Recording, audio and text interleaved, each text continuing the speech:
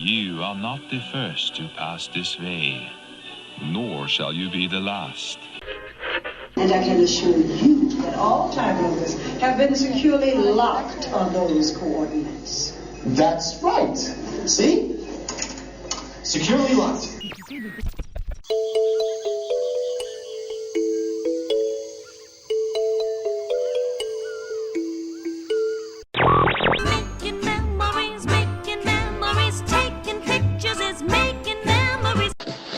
Journey with us now to the dawn of recorded time as we explore the amazing story of human communication. WDW Radio, your information station. Hello, my friend, and welcome to the WDW Radio Show, your Walt Disney World information station. I am your host, Lou Mongello, and this is show number 567, and I'm here once again not only to help you have the best possible vacation experience when you go to the Disney parks, but I also want to bring you a little bit of Disney magic wherever you are, not just with the podcast, but with my live video broadcast on Facebook every Wednesday night. Videos, blogs, special events, books, audio tours, and more. Whether it's your first time visiting the parks or you've been hundreds of times, if you're planning a vacation or just love the history, secrets, stories, and details, there's something in the show for you, because each week I'm going to take you from the parks to the screens and everything in between. And if you're a new listener, welcome. Thank you for listening. Please go back and check out some or all of the past episodes for interviews, top 10s, reviews, and more. And subscribe to the podcast in iTunes. Find everything over at WDWRadio.com.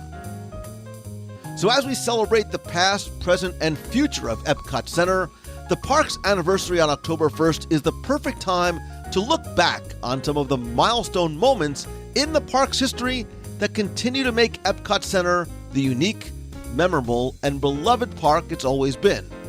So this week, we're going to explore the attractions, shows, events, characters, openings, and closings that we fondly remember, and a few that we may have even forgotten in our top 10 moments in Epcot history.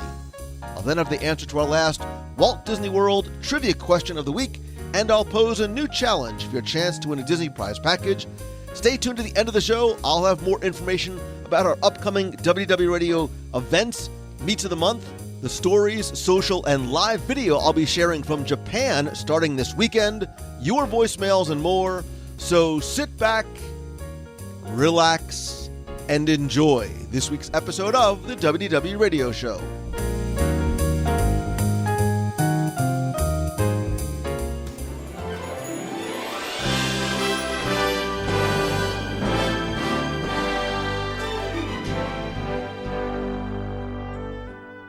As we celebrate the future, hand in hand, and the anniversary of Epcot Center, which is what I'm always going to call it, I thought it would be fun not to just think about what's coming, but to look back on some of the milestone moments that made Epcot Center the unique, memorable, and beloved park it has always been. From its initial concepts in Walt Disney's imagination to the genesis of early plans and designs, there was always going to be something special about this place. And through the years, there were moments and milestones, attractions, shows, events, openings, and closings that we fondly remember, and some we may have fondly forgotten. So this week, in celebration of the dream that became the park, we are going to look at our top 10 moments in Epcot Center history. And it might be anything from the opening of a new attraction to the closing of one, a character, a show, a special event, celebrity narrator, or Tim Foster's first ride on El Rio del Tiempo. And speaking of little Timmy Foster, it wouldn't be a top 10 without Tim Foster. So joining me from the CelebrationsPress.com headquarters in beautiful rural Pennsylvania, little Timmy Foster. Rural Pennsylvania. I have no clue where you live. So You've never been to my house. You know, you've never invited me, and it's probably a good thing that I'll. You know what? I have visions in my mind's eye of what your house looks like. It's part Willy Wonka's factory. It's part creepy dungeon. I'm not going to go into the details of what I envision your house looking like because we don't do video when we do these calls. No, but you're not wrong. I'll just say that. So, but no.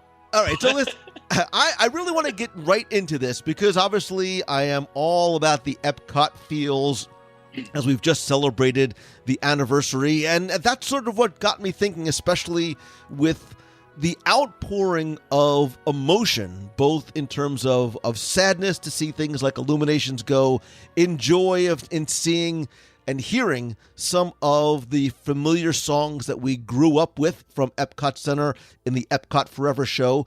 And that's why I thought it would be fun to look back on some of those top 10 moments throughout Epcot Center's history. And I'm going to start by eliminating something right off the bat.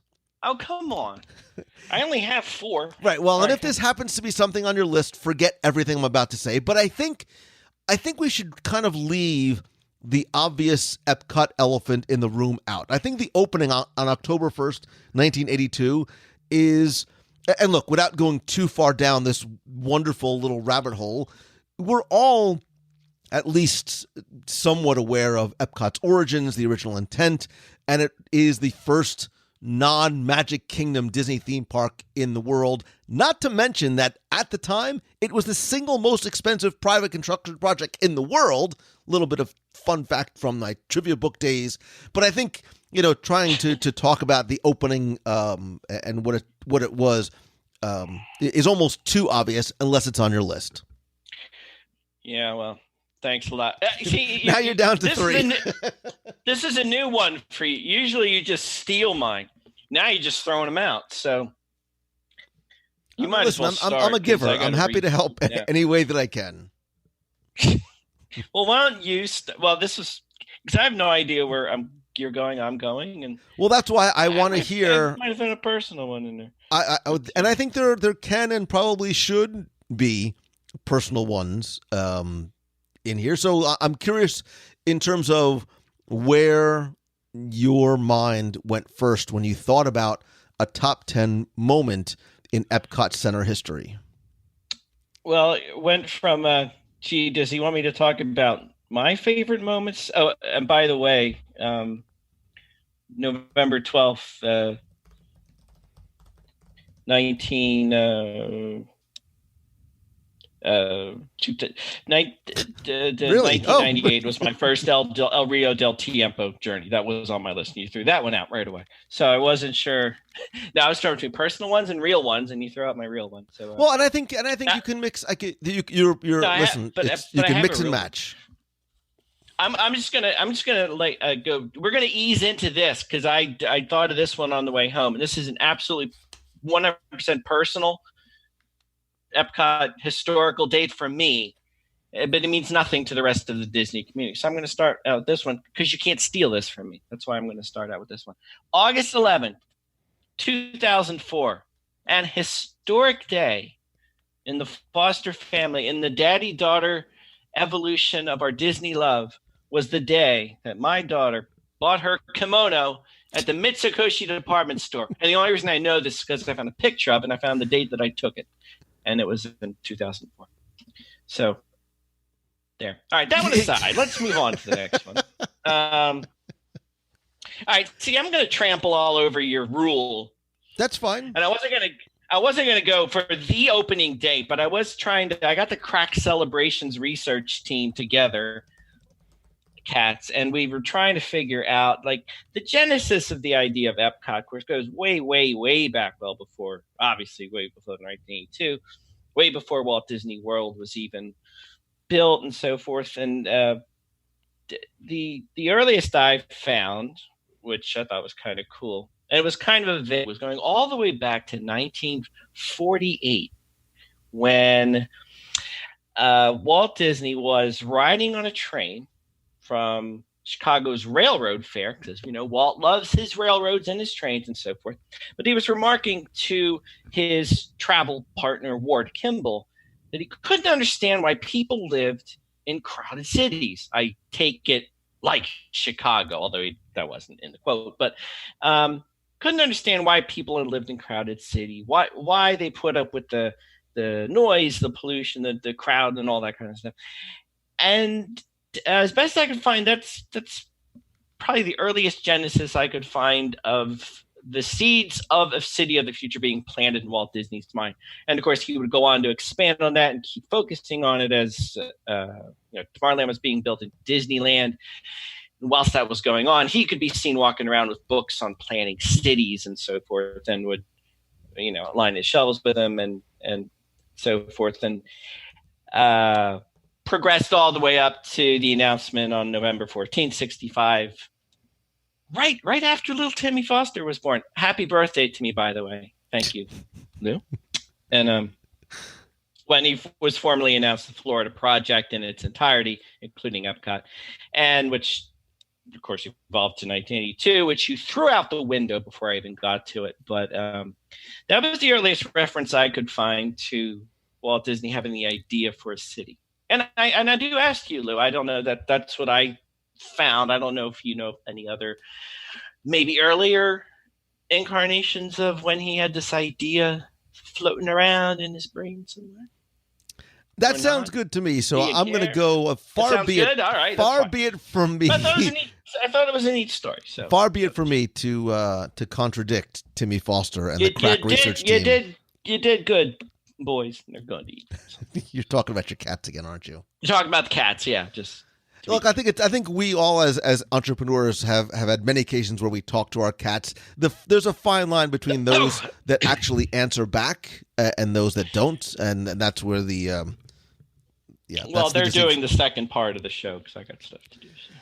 Well, it's very interesting because neither of the things that you mentioned were, thank God, on my list.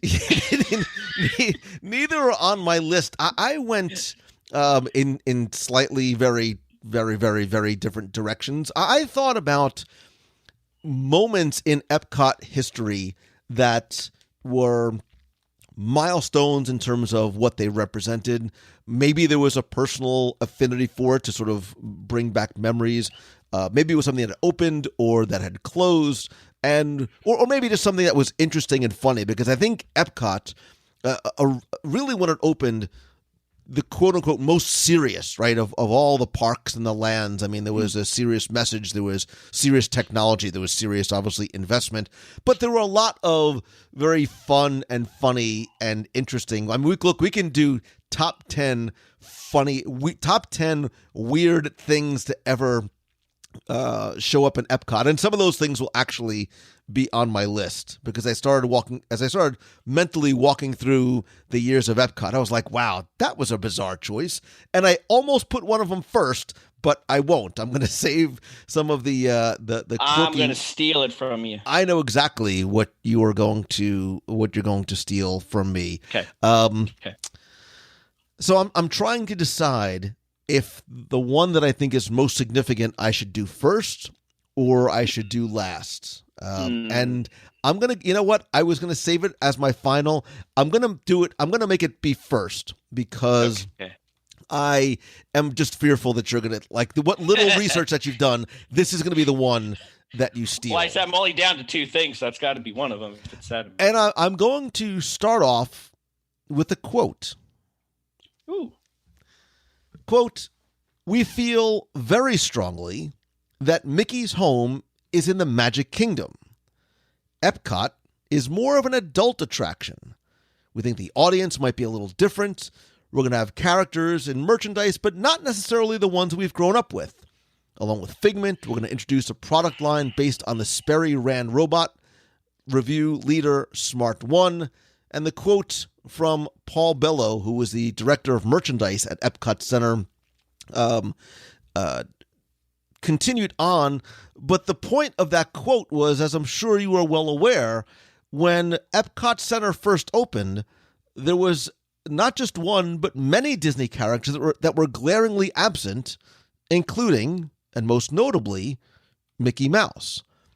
The idea was that they wanted to really keep the parks very, very separate and distinct from one another, and as the quote said, Mickey Mouse was only really seen in Magic Kingdom and throughout the resorts. And although he did show up for the grand opening on October 1st, 1982, he was not seen or heard from again for years. And things really only changed once Michael Eisner came into his role as chairman of the board of the Walt Disney Company. This legendary story goes that he comes to visit Epcot Center, again, this incredibly important and expensive theme park. And as he did with all of the domestic parks at the time, he went in, and I love this about him. And if you go back and listen to our discussion of the Disney decade and a lot about what Michael Eisner did, he came to visit the park as a tourist. He rode every attraction. He went to every pavilion. I don't think he probably ate at every restaurant. That's what I do when I go. But he goes into places like Communicore and the Centurium, which you may or may not hear again on the list, which was the largest store, not just in Epcot, but in Walt Disney World. And among other things that he wasn't happy about, he was not thrilled about the not just the selection of the merchandise, but I think the quality of it as well. And the first thing that he noted was that there wasn't enough stuff for kids, right? You know, again, this is Walt Disney World. He understood having the merchandise that was tied to this idea of edutainment, and talked to some of the designers and said, look, you know, the pavilions here don't necessarily lend themselves to coming up with whimsical, fun plushes, etc., because everything's pretty education oriented. And from that, he's like, well, wait a minute, you know, where's Mickey? Where's Goofy? Where's our core characters? And they said, no, Michael, Mickey and his friends, they don't belong here. They belong in the Magic Kingdom. And he says, I say nay. So the philosophy changes very, very quickly. And some of my favorite pictures of the Fab Five are seeing them in Epcot Center in their, do you remember their silver space suits with the rainbows on them? Very shiny, I don't know why they were wearing space suits, but whatever. But instantly, we saw a lot of that merchandise being created specifically for Epcot with those costumes. So you weren't just seeing Figment, who when the attraction opened later, and yes, you're going to hear about Figment later on as well, you started to see Mickey and the Fab Five and other Disney characters throughout Epcot Center, not just in Future World even, but even going into World Showcase as well. And I think it's a very, Tim, I think this is a huge turning point moment for Epcot Center, because, you know, what if, what if Michael Eisner never became CEO? What if that philosophy never changed? Just how different the park might have been. How would the guest response have been to going into this Disney theme park without anything Disney in there? Yes, you know, Figment was there and Dreamfinder were there, and they have remained sort of, for the most part, save for a few gaps here and there.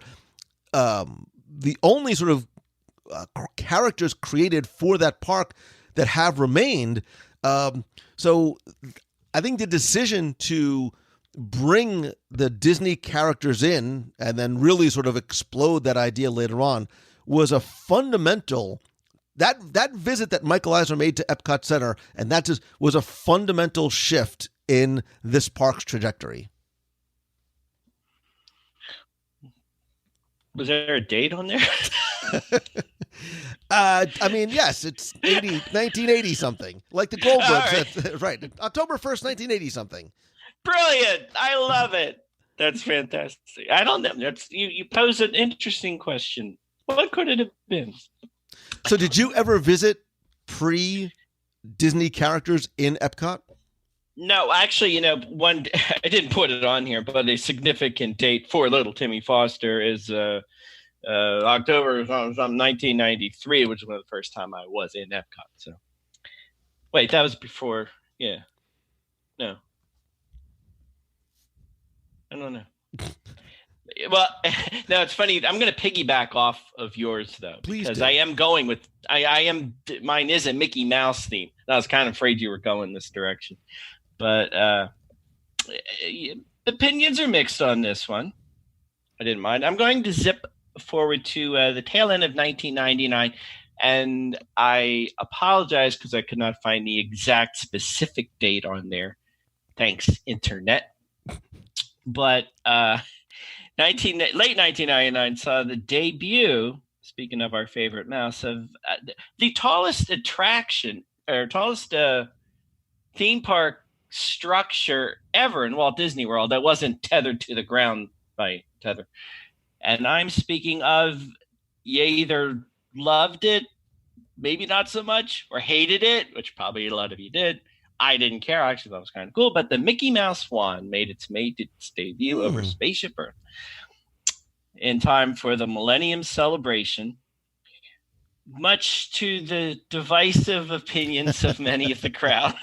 So I learned to accept it, which was interesting. But of course, it became, in 2001, changed to say Epcot, inexplicably not the Epcot logo, but in some other non-discernible script that was just random.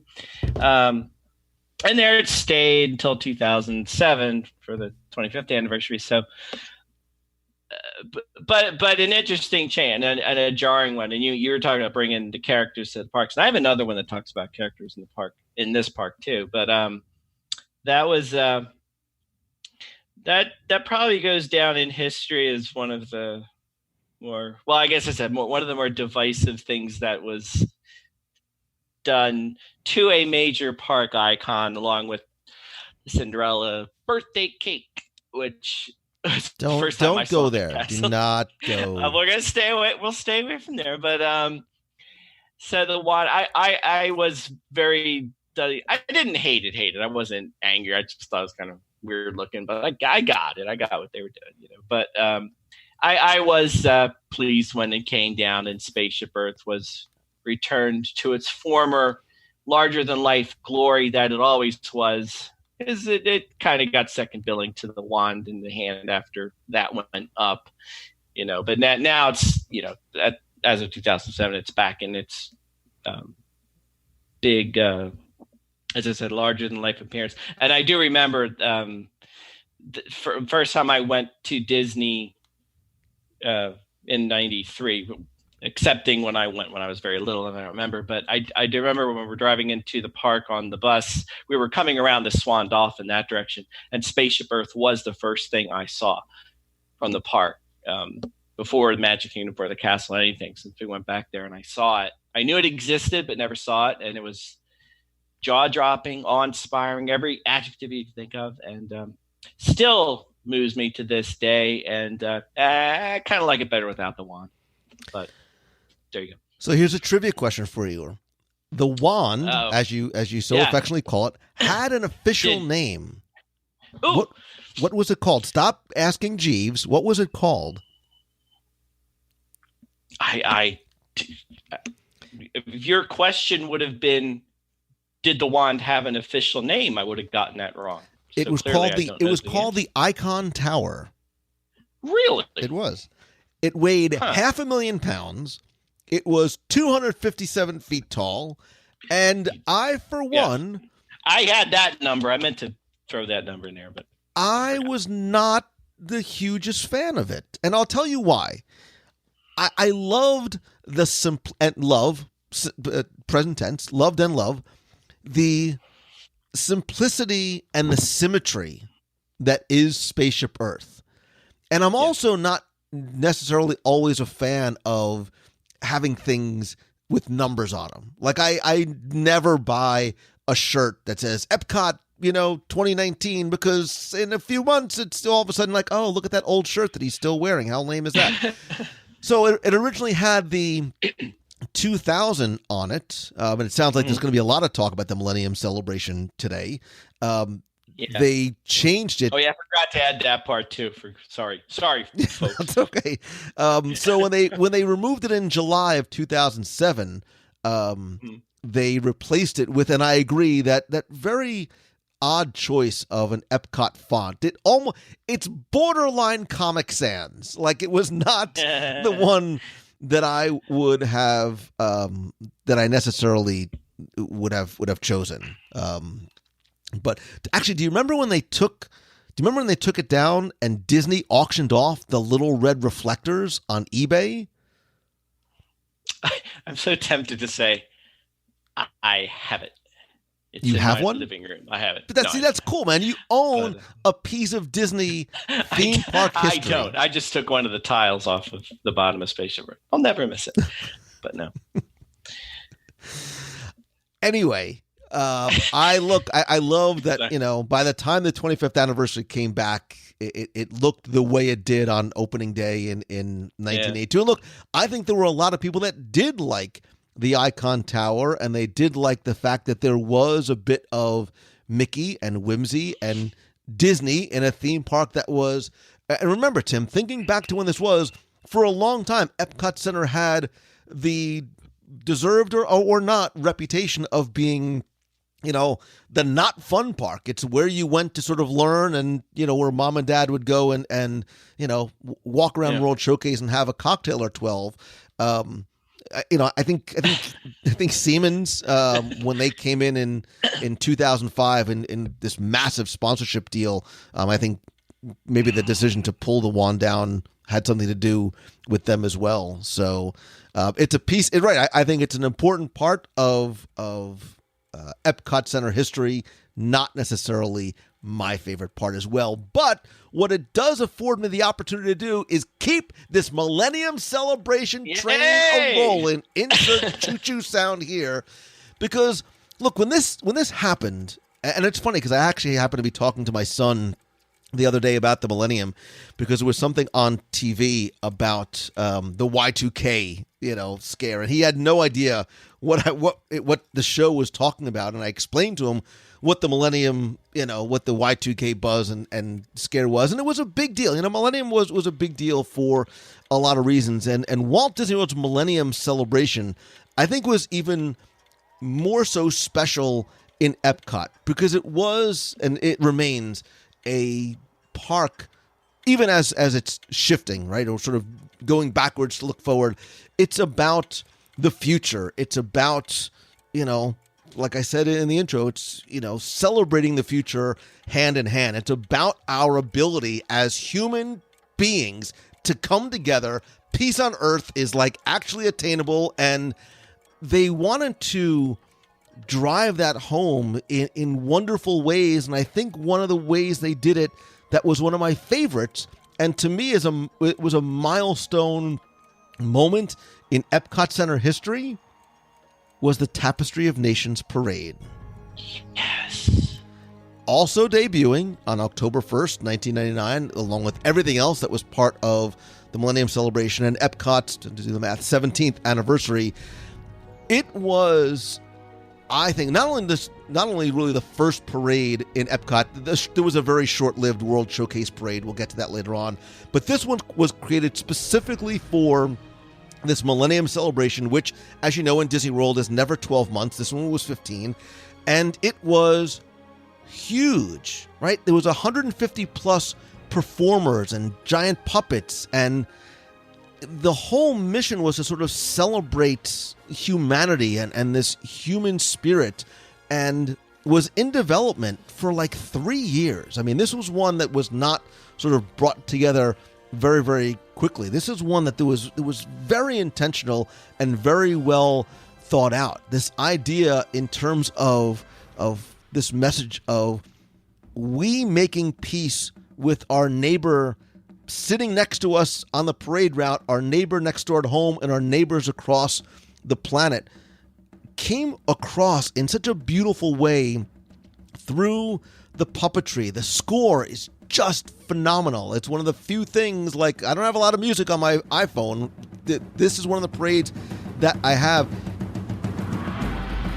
Our Millennium drums, the heartbeat of the human spirit, now call the nations of the world together. The human spirit cannot stop, will not stop.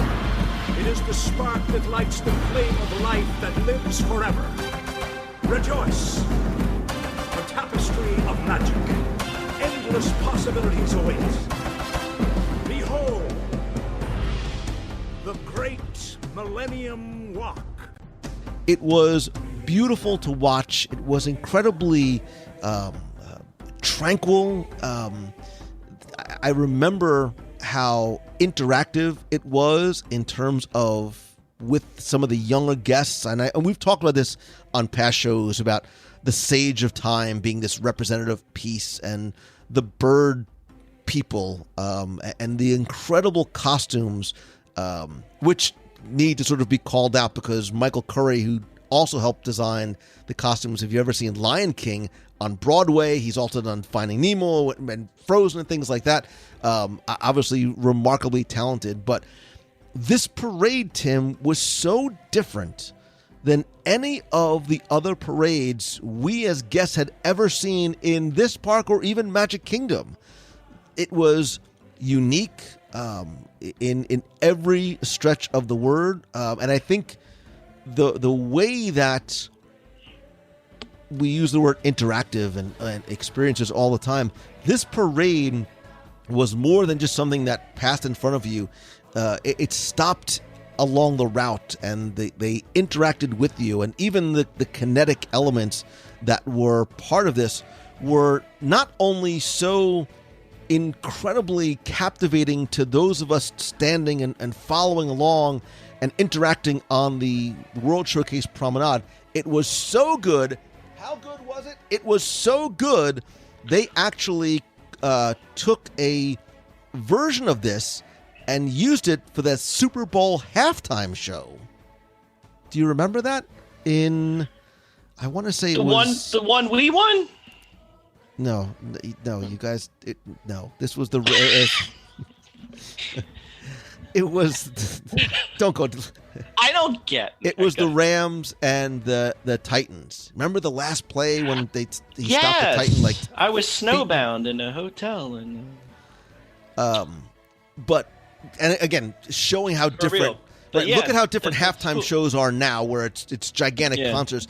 This was a spectacle. I mean, it was an absolute spectacle. And the theme was, and remember, and not to go off on a tangent, but Disney had done Super Bowl shows before. There was like an It's a Small World one. There was an Indiana Jones based one in the past, and this must have been. So this was Super Bowl like 34, I think, and it was obviously incredibly appropriate to have this celebration of the millennium playing during the Super Bowl show. And even after the Millennium Celebration ended in 2001, it was changed from Tapestry of Nations to Tapestry of Dreams. The Sage of Time was now the Dream Seekers, who had these butterfly nets, and children would write down their dreams and put them in the nets during the parade. It was beautiful. It was wonderful. If you've never heard the Tapestry music, fire up your Spotify and check it out.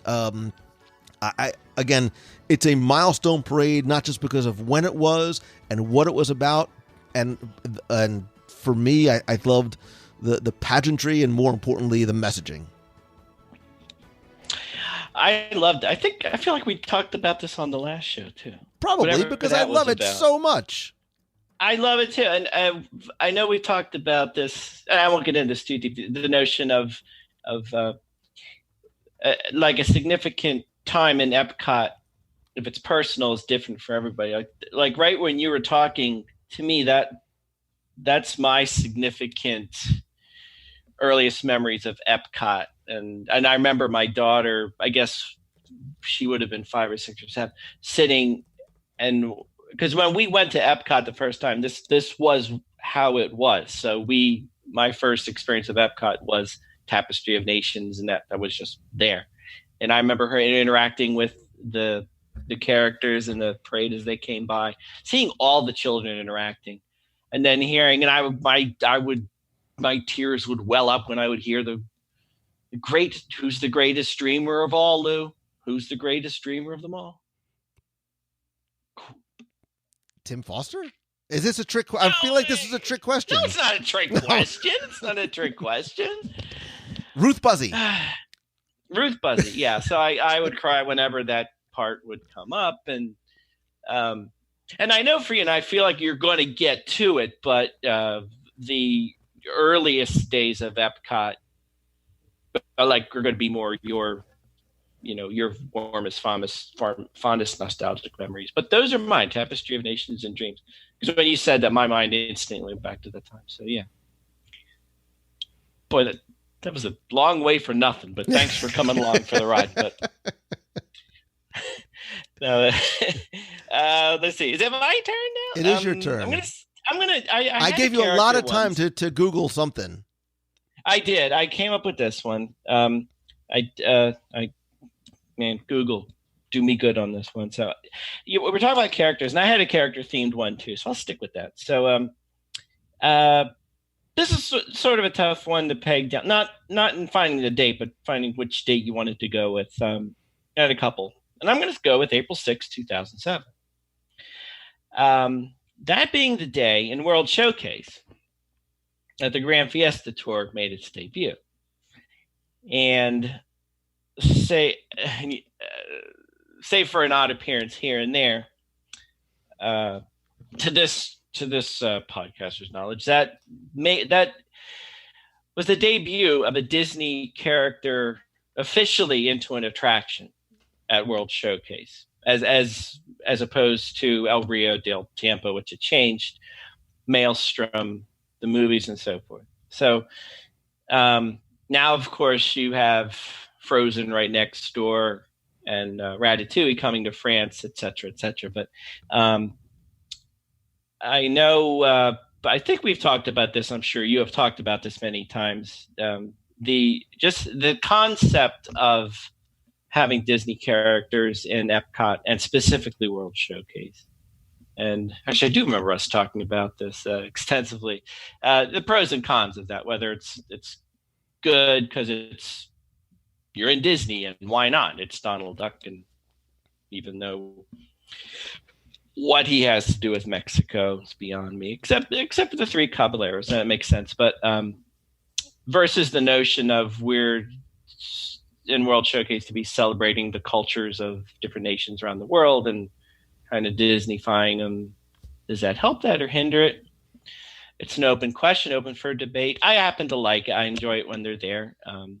I do know, I was also thinking that World Showcase being its own date, I am reminded Nemo did come a few months before in Arriving to the Living Seas. Same kind of idea that there's now a Disney character that's front and center, the main attraction of said attraction, as opposed to the discovery of imagination, communication, the seed land, whatever it was. So when you were talking about Disney characters, I kind of thought that's where you might have been going. But that's as far as my recollection, those are as far as official introductions into attractions and changing them from, and I don't want to say an adult only one, because I do kids find them entertaining and educational, but definitely Disney-fying them up a lot and taking them kind of away, not totally away from the educational aspect, but kind of mixing in more of the Disney magic. Is a good thing, bad thing, great thing? I don't know. It's up to you to decide. I like it, but yeah, I mean, that's another conversation for another day. Another conversation. But that's when it started, and then so. Yeah, look, I mean, there are, and I think there's not necessarily two different camps in terms of feelings about Disney characters, animated carries coming into Epcot with things like Nemo, and in World Showcase now we see Ratatouille after. I mean, look, you cannot deny the success of the Frozen attraction in Norway. So clearly having Disney characters is a massive guest satisfier, especially I think for those guests that are coming with young children, or maybe are young children at heart. I see a lot of people riding that attraction that do not have kids. So I don't think it's necessarily just saying it's only families that enjoy it. And I think we're going to continue to see that. The characters are not just going to be ones from Disney and Pixar films. We're seeing them from Guardians of the Galaxy in terms of what is coming. But I think Disney also, as we turn this page, they're also sort of going back to the original first chapters and sort of the blueprint for Epcot in terms of what we are going to see in terms of attractions, nostalgia, messaging, intent, story, and purpose of what is to come. So I think the next few months, years are going to be very, very interesting. We're going to look back on this time in Epcot Center's history just to see how much it changes. And again, that really does go back, and that's why I did it first. It goes back to that decision by Michael Eisner to say, this is a Disney park. People expect to see Disney characters here. You get Mickey Mouse in a spacesuit and get him out there tomorrow. I kind of imagine that's how the conversation went. I don't know Michael Eisner. I'd like to get to know Michael Eisner, but I sort of imagine that's how it went. He may have been eating a meal in Mexico and saying, we need to get these characters in here stat. That too, Timmy Foster, is a nice segue to the next milestone moment in Epcot Center history that's on my list. Because you see, my friends, the computer makes life easier. It saves me time and headaches too. He sorts things out, analyzes in a shake. I'm so tempted to sing. My enormous problem to him's a piece of cake. He's got a great big memory I'm going to get into my really bad Dick Van Dyke English impression. Utilizes knowledge without end. That's why I'm a rooter for me computer. Everybody needs a friend. I get you, Ken Jennings and Sherman Brothers, because when I was a kid, my only friend was the computer. It's why I never dated. I'm sharing way too much personal information. However, I am obviously talking about...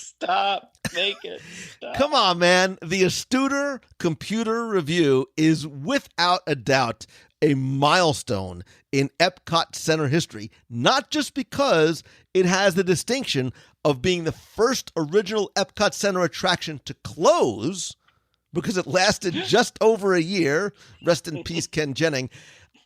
There's not a lot that's known about this attraction, and you may have a love-laugh relationship with it, but so much so, Tim, that for a long time, there wasn't even any video of it. Remember, this is 1982. Not everybody was walking around. Well, nobody was walking around with a cell phone in their pocket unless they were a time traveler. Nobody was walking around with a video camera in their pocket or even necessarily one on their shoulder. So there wasn't a lot of video that was taken of this location. And it's funny because I still get emails all the time from people like, I have this weird memory of going up to this lounge on the second floor, or my dad worked for Sperry Univac Computers, and we went into this room and looked down on these giant bank.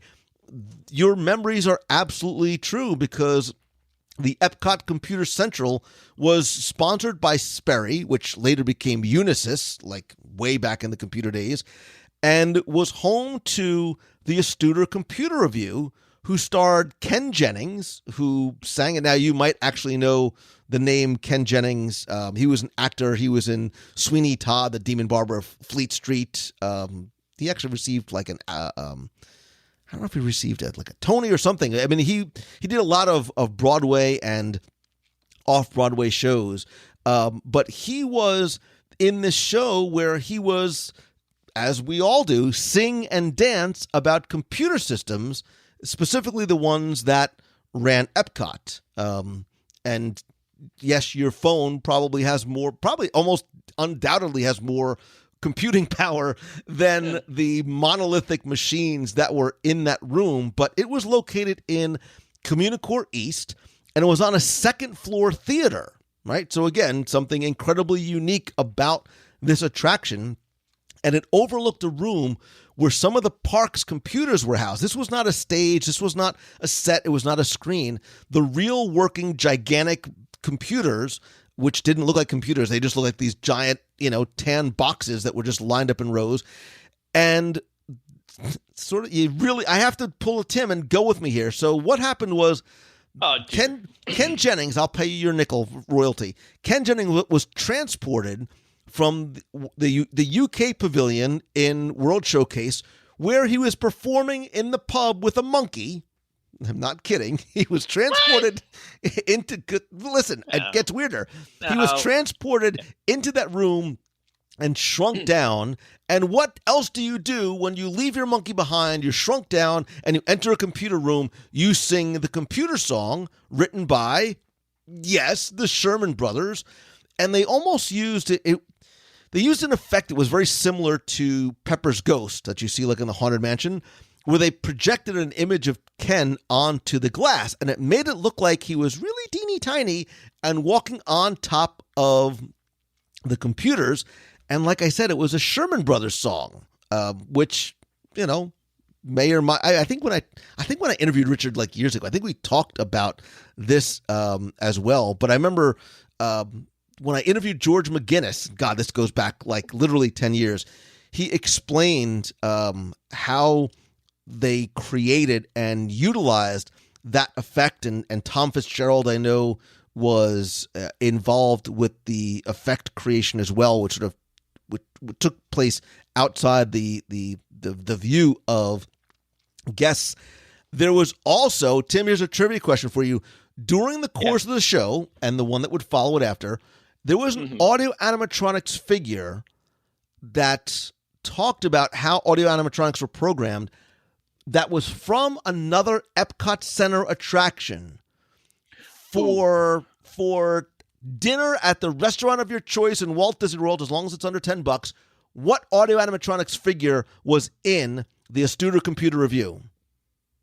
4. Wait, was this a 3. Figure that was in another attraction? Or this figure, this character was featured in another Epcot Center attraction at the same time, but was in this show to demonstrate how audio animatronic figures were programmed. The Butler from Horizon. You're so close, because it's not even close at all. It was Mr. Eggs from Kitchen Cabaret. That's made up. It's not made up. It's true, I tell you. I still want my dinner. Listen, I'm always down for dinner. You know that. I know. So again, we can. I would love to sort of really, go deep into this, but it's. I still love this song, right? I love the song, but the show only lasted till January '84. How does the song go? You see, my friends, the computer makes life easier. Saves me time and headaches too. He sorts things out, analyzes in a shake. My enormous problem to him's a piece of cake. He's got a great big memory like an elephant. Utilizes knowledge without end. That's why I'm a router for me computer. Everybody needs a friend. I don't remember. I'll sing it to you after I stop recording. No. When it closed in January, people, I tried to do it. When it closed, I think I almost sang like a bar when I was saying the lines. However, I know. All right, here for dinner anywhere you want and $17. When the show reopened and was renamed Backstage Magic, Ken Jennings, not the guy from Jeopardy, but this Ken Jennings, was replaced by a female hostess. What was her name? It was hold yes, on. It was it's Julie. Come on, Google. It's Julie. And she had a little sidekick by the name of I/O. I/O for input output. Slightly different version of the show. Did you say it and I walked over you? You still? It's called I/O. Then her little companion was I/O for input output. Oh, I thought you meant like Beatrice Arthur or something. No. What? So I don't know. Anyway, I thought you meant a real person. It lasted until I think late 92, late 93. But look, they kept on thinking about updating the show and trying to look. This is a problem with Epcot, with Tomorrowland, with everything else. The future's a moving target, right? And it's something they learned very early on. And you cannot have a presentation about computers when computers are changing and were changing so rapidly. By the time they wanted to redo the show, the mainframes that were in there were probably no longer the mainframes that they were using. Plus, personal computers were now appearing on the desktops of the guests at home. So for them, there was a monstrous disconnect between the computers that ran things, and now the computer that they had in their home. So the show, did not necessarily make sense anymore as computers got so much smaller. So that's why I listen. I love this. I love the attraction. I thought it was super. Again, as a computer nerd, I totally dug it. It was weird and it was wacky, and I'm telling you, go to Spotify, get Spotify Premium. I should have an affiliate link. I'm only kidding. You should go to Spotify and listen to the computer song. I'm going on Spotify right now. It's called The Computer Song by Richard and Robert Sherman from 1982. Wait, I want to find it. And that's why I'm a root Why don't you sing a little bit of this song? If you keep giving me time, you're going to give me enough rope to hang myself. So what's it called? The Computer Song by Richard and Robert Sherman. Don't hug me. No, it's not. I don't know what you're looking at, but you need to go next. Go ahead. What's your next one on your list? No computer song on Spotify. It's there. I'll send it to you. All right. I want to. You were so close to breaking out in song, and the people want this. Trust me. I get. I know nobody wants this. No, they want it, and if you're not going to give us that, I'm going to push you into doing something else. So I'm making this one my next one on my list, and it's a sort of a personal one, but sort of a general one too. You'll get the drift as I mention this. December, I'm going to say it's the 6th. December 6th, 2007 is where we're going, Lou Mongello. Well, I don't know if you were with me. I don't think you were, because I remember walking around by myself, pretty sure, because once again, you didn't take me to dinner. But that's okay. But little Timmy Foster's walking around. Spaceship Earth is closed for refurbishment at this time. But from behind the construction wall, a cast member looks at you and says, "You want to take a peek at, we're doing a soft opening." So yes, I go aboard. So this is when they were doing the soft opening for the the refurbishment of Spaceship Earth. And that was the first time I got to see what incredible new animatronics they had during the first part of the journey. And then, as we talked about many times, the complete redo of the second part with the new interactive screen. Thankfully, they kept the whole alphabet being invented by the Phoenicians, which we know is true because Epcot said so, and I'm glad that stayed. But it also saw the debut of a new scene. Like I said, most of the second part of the attraction was totally redone. Most of the first part was intact, albeit with new animatronic figures. But there was a new scene, the computer scene, with our favorite character. And Lou, it reminds you of somebody has a quote, a comedian that I can't get out of my mind every time I go on this attraction because it's your fault and we want to hear you say it. Please, you're giggling. I can tell you want to. You want to so bad. Ken Jennings. Yes. No. You're just not going to do it. I'm not. Listen, I'm not your trained monkey. You do it. You do the voice. Do it. Hey, lady! I apologize to anybody who was wearing earbuds. I was trying to get sick. No, but really, that was a stupid one. So I'm going to do another one because I just wanted you to say that. I love too how much you love saying Epcot Center now.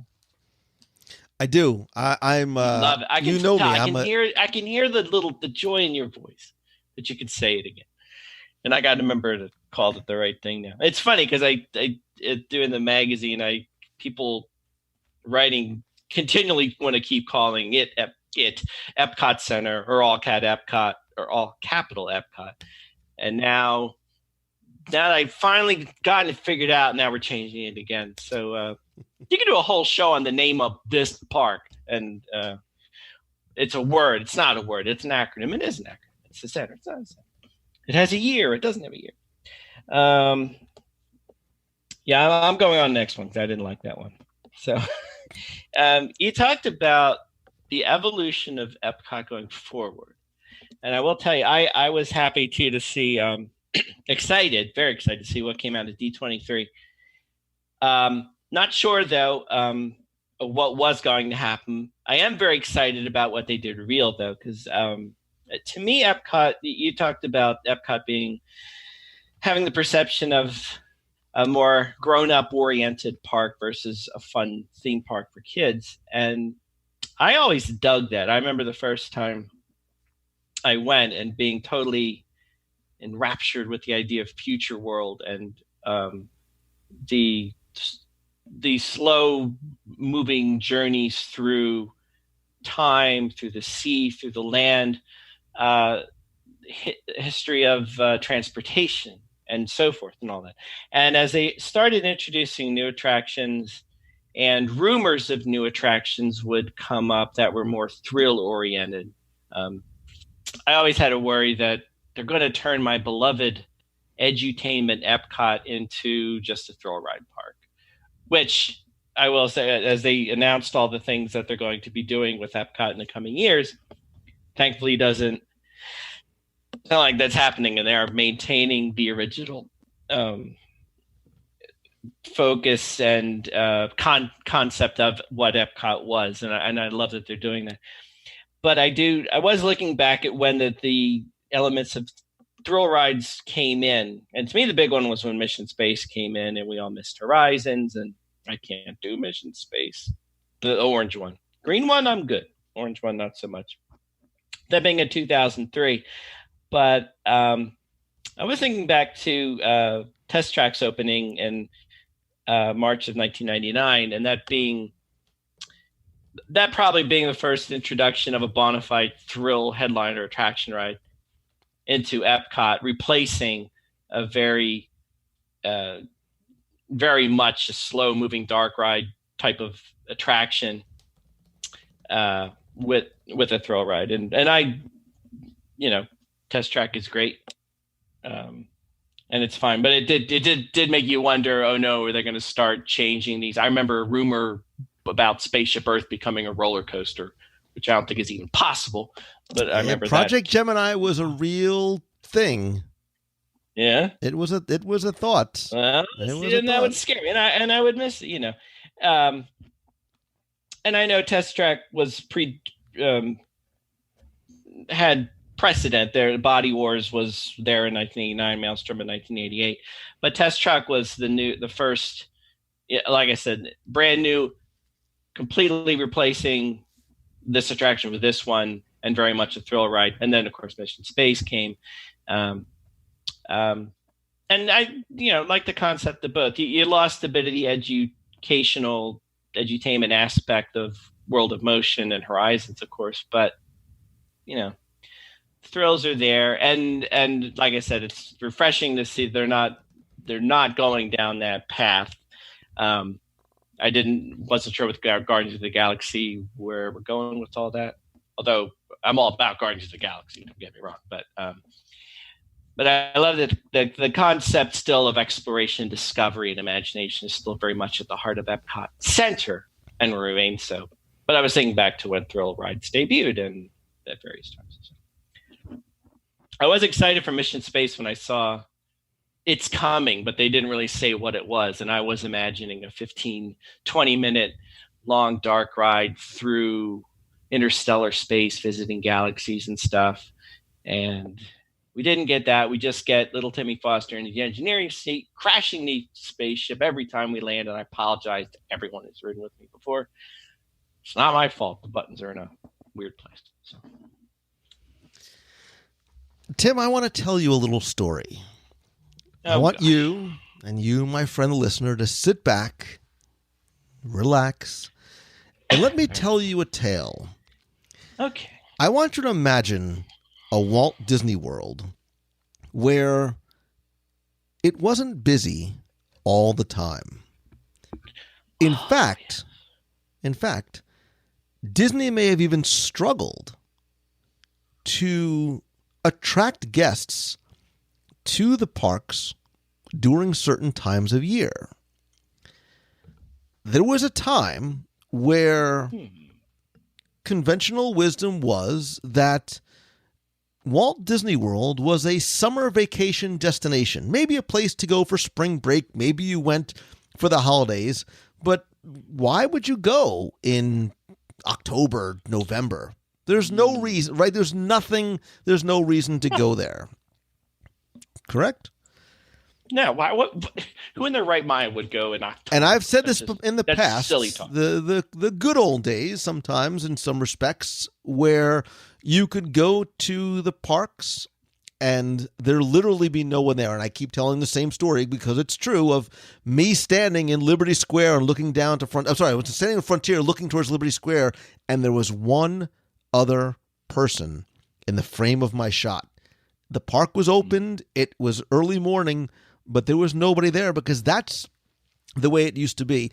And it was an issue for Disney. Parks and resorts had an issue in trying to figure out how to attract guests to the parks during these very, very slow times of year.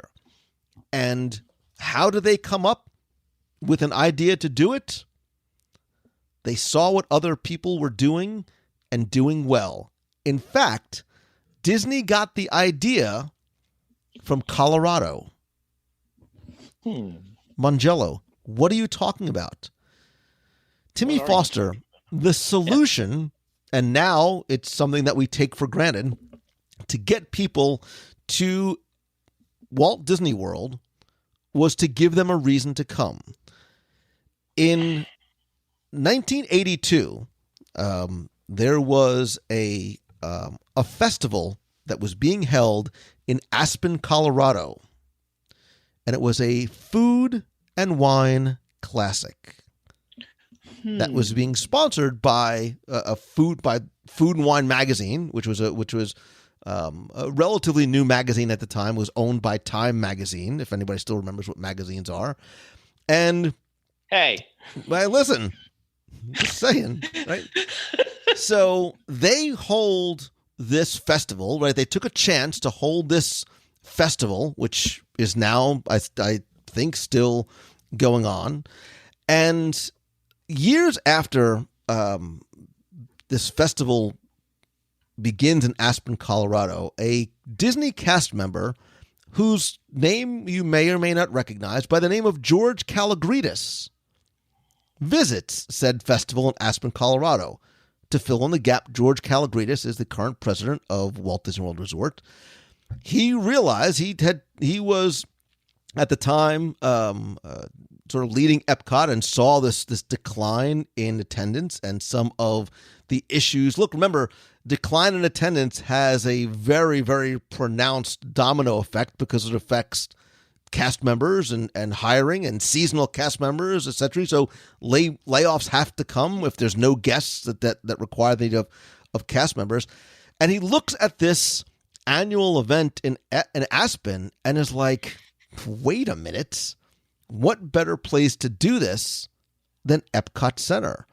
We've got the room, we've got these pavilions that could showcase the finest meats and cheeses and other foods and beverages of their countries, and it just made perfect sense. He also noticed that locally here in Central Florida, there was what was something called the Vintage Grand Tasting at the Walt Disney World Village, which is now the Hilton Orlando in Lake Buena Vista. And they had seminars and wine tastings and dinners and a dance and this like huge event really sort of focused on the wine portion of food and wine. He saw that not only were people coming to Hilton, they were staying at Hilton. They were spending money not just to stay there and eat there, but on some of these seminars. And he was like, wait a minute, all we need to do is scale this up. And so the very first Epcot International Food and Wine Festival was born. It was much different, right? Much smaller and shorter and simpler than it was now. I think sort of the idea was, 30 days, 30 nations, right? It's a very simple, obviously you wouldn't stay there for 30 days, but this idea of having these tapas-style small bites and little drinks and things like that, this was the way to not just get people to Epcot, but to stay in Epcot Center. They wanted to attract not just regular guests, but more importantly, a new audience of food lovers who probably might not have gone to Disney otherwise, right? Disney's always had this misperception of being hot dogs and chicken nuggets, which, by the way, I love the hot dogs and chicken nuggets. However, they figure if we attract the foodies and the wine connoisseurs and we do some of these exhibits and events, wait a minute, why don't we get some celebrity chefs to come in as well, right? Yahtzee, it makes totally sense. Yeah. So like Rick Bayless and Bobby Flay and, Robert Irvine, some of the other ones that they've had through the years to come in, it becomes, again, without going into the long history of it, but they tried the festival for a couple of years. They see it does well. They saw that there was still some attendance issues. Wait a minute. What do we do now? Let's bring in a little bit of an entertainment aspect to the festival as well. There is the birth of the Eat to the Beat concert series, which is really now just a staple of the festival. And I think for some people, the attractor to the festival as well. Obviously, again, I didn't mean to sort of go ramble on it. The Food and Wine Festival ends up giving birth to the Flower and Garden Festival not long thereafter. Festival of the Arts. It's Epcot is Festival Central, which I love. I could almost sort of envision a festival going on, almost all year long, because that's sort of the way it is. So it went from what was, I think the first one was 5 weeks. Oh, wait. Here's your Boathouse dinner question. What? Who was the first festival? I haven't gotten close yet. Whatever. Who was the first Flower and Garden Festival sponsored by? Yes, Better Homes and Gardens. Are come on. Brilliant.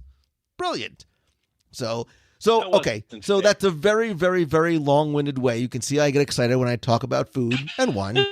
You can see the Epcot International Food and Wine Festival, and thank you, George Kalogridis, right? Because this wouldn't have happened. It is no longer just it's not it's not an add-on experience. It's not something you can do while you're here. It's the reason why people go and they stay and they eat and for some reason even run. This is now probably arguably one of the biggest non-holiday specific attractors to the park. So without a doubt, milestone. But I remember you and I sitting outside the Boulangerie Patisserie, lamenting the fact that it's crowded and it's only 10 o'clock. Do you know that Julia Child? Remember Julia Child? Maybe you might be too young. Remember Julia Child? Thank you for that. I almost just did my Julia Child impression, which is probably worse than my Jerry Lewis impression. Come on. Because I'm going to do a really bad, high-pitched Dan Aykroyd impression of Julia. That's what I was thinking. He stuffs the giblets into the chicken rice. If you've never seen it, Google the video of Dan Aykroyd on Saturday Night Live doing his Julia Child impression. It's hysterical, and I'm old. Sorry. What are you guys talking about? Wait, was there more to that, or is that? There is, but I'll stop now because my bad Dan Aykroyd Julia Child impression is probably a good enough place as I need to stop. I really didn't. I think you kind of got all, but didn't we do like 12 by now? I think we've only done 3. I think we've only done 3. No, we didn't. Yeah, I did 5. One I had left was Lou, for the privilege of buying me dinner at a restaurant I choose. Yes, ma'am. What is the significance of 5505? May 5th, 2005? Which is? The opening day of Soarin'? Which is also? Our anniversary? Right. wait. I just going for your flight number of Soarin'. But Oh, sorry. I don't like anniversary. Are you done? So you have nothing left? Wait, let me see. Mickey Wand, you clobbered that one. You yelled at me about this one. You laughed at that one. I did. The only other one I had, this is silly. June 3rd, 1988. Our anniversary? No, and thanks for remembering. I have no idea. I'm not getting anything for you. No, the only one I had left, rather sort of significant, June 3rd, 1988, was the grand opening of the Norway Pavilion, thus completing all the openings of the pavilions of World Showcase. Followed soon thereafter by the opening of Maelstrom on July 5th. And that has, curiously though, I guess, been the way World Showcase has stayed country-wise, save for the pavilions that would come up in Food and Wine and so on and so forth. But all right, I'm going to guide. That's that's it. Then I will guide you. Give me a quiz. I want to win something. All right, I will guide you through. I want to win a dinner. I will guide you through the rest of my list. Okay, and if the you want, rest. How many do you have? I have more. I love Epcot Center, man. I do. I love Epcot Center. All right, so I'll pull a Tim Foster, and I'll turn it into a quiz. Oh, God. And because you've been giving me. Okay, January 9th. Right, January 9th, 1999. Yeah. Oh wait, I know that. Stop. Just yes or no? Do you know it? Stop it. Stop Googling Epcot January 9th, 1999. Illuminations. I'll bookend it for you. October 1st, 1983. It is the opening and closing dates of Horizons. Horizons. New Horizons for you and for me. Yeah. Keep going. I'm going to start singing again. Keep going. But I won't. Come on. 1, 2, 1. Come on. Again, I know in the past. Look, as long as you're doing the Google, look to see when I did my DSI of Horizons, like eons ago. Yeah. This attraction, this dark ride attraction, which demonstrated what the future might hold, was built as sort of a sequel. I mean, it was definitely tied to Carousel of Progress and this philosophy, this mantra, as it were, of if we can dream it, we can do it, has become something which is, just part of our everyday sort of nomenclature, because Carousel of Progress followed the changes of a family through the 20th century, and Horizons continued that family story, showing how they might live in the 21st century, right? So this idea of the great big beautiful tomorrow, sort of, and which you can actually hear throughout the attraction. I loved, and you can find these somewhere. Art Deco versions and jazz versions. There's a great big beautiful tomorrow shining at the end of every day. There's a great big beautiful tomorrow, and tomorrow's just a dream away. Of the great big beautiful tomorrow throughout the Horizons attraction. GE was a sponsor. When they didn't renew the sponsorship, it closed in 1999, eventually was demolished, replaced by Mission Space. There are definitely some tributes in Mission Space to Horizons, including that there's some background music in there, as well as the Horizons logo. But what I loved about this attraction, and I think why to this day there is a sentimental attachment to it, is, if you think about the time frame, Tim, right? The late 90s. And look, I'm a big science fiction fan, and I don't just mean sort of some of the Star Trek, Star Wars. I mean, look, even things like Star Trek. Sometimes the future for humanity was not necessarily wonderful. There was a lot of apocalyptic type looks and things, and even in the Star Trek future, there was difficulty. This vision of the future, right? Much like the Millennium Celebration and the Tapestry of Nations, and this wonderful vision of what life was going to be like and how we as guests, could have this choose your adventure moment, right? We had those little like a moment, and I don't mean like the Descent of Spaceship Earth when you're sort of going through the cartoon commercial. When you had to choose through space and underwater and deserts and really get a sense of what the real future might be, was something that was, I think, we look back now with such a fondness for the attraction, but again, I keep calling it's the ex-girlfriend effect, right? When you know something's going to close, you're like, no, don't go away. I love you so much.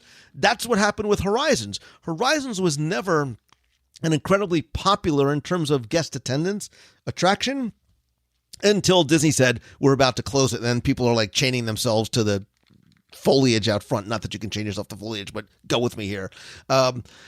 I loved what Horizons stood for. I loved the ride vehicles. I loved the music. I loved the scenes. You can find tons of great videos online for it as well. I'm pretty sure Jeff Lang, I think if you go to jefflangdvd.com, he has a great video tribute to Horizons as well. Look, and even today, Tim, there is still this incredible sentiment towards that attraction. I mean, go to any D23, Destination D, any Disney-related event, there's always going to be talk of Horizons. Almost as much, I'm going to segue here, unless you have something to add about Horizons. No, you can segue among yourselves. You never even wrote it. There was almost as much love of Horizons as there was for the Magical World of Barbie show. You know what? Look, I think it's a milestone moment. Literally. No, you're right. I'm going to let you go. I'm just going to say this is hysterical because I mentioned to somebody I was going to do this, and it's pathetic. But the person I told did say, they brought up at the World of Barbie, you're going to talk about that, right? I said, yeah. But here you are. Here I am, talking about Barbie. When look at this. It's Horizons, Tapestry of Nations, Sherman Brothers, and Barbie's and Barbie's birthday party in Epcot 94. They were selling. I'm not going to go too deep into it. I know we talked about this on an earlier show, but this was like this. If you wanted to scream mid 90s, this is it, man. It's mid 90s, Epcot Center gold.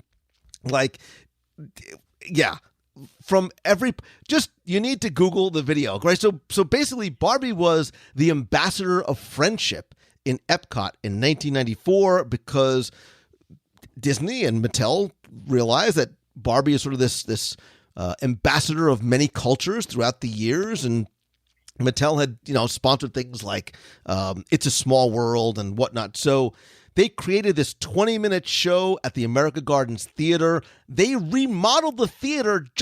Look, the reason why you have a covered clamshell now at the theater, you can thank Barbie, right? Thank you, Barbie. You're welcome. So this debuted in Thanksgiving. It debuted. Okay, it debuted on in Thanksgiving 1993.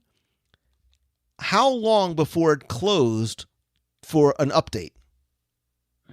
94. No, the next day. The next day. It literally showed for one day, and they're like, wait a minute, we need to rewrite. And so if you saw the Magical World of Barbie on opening day, you're the only people on the planet that have ever done it, because it was a different show the next day. They put video clips from this in the Christmas parade. There were Mattel videos. There was also the Magical World. There was some other like Barbie's birthday party like video. I think you can still find it online somewhere. You need to sort of you need to see it to believe it. This is awesome. She came in a pink limousine. There were doves. There were pyrotechnics. There was all kinds of stuff going on with this show, but she had her limousine was originally Mickey's limousine. It was Mickey's limousine, which was created for his 60th birthday. Sorry. I'm watching the video. Don't watch it. Shield your eyes, boy. Yeah, you're looking for something fun to do with the kids. You need to watch the Magical World of Barbie show. And then when you're done with that, I'm going to go fast because not that we're short on time because we could talk forever. If you like the Magical World of Barbie show, you're going to love the circus. Because do you remember when there was a circus in Epcot Center, specifically the Epcot Center Daredevil Circus Spectacular?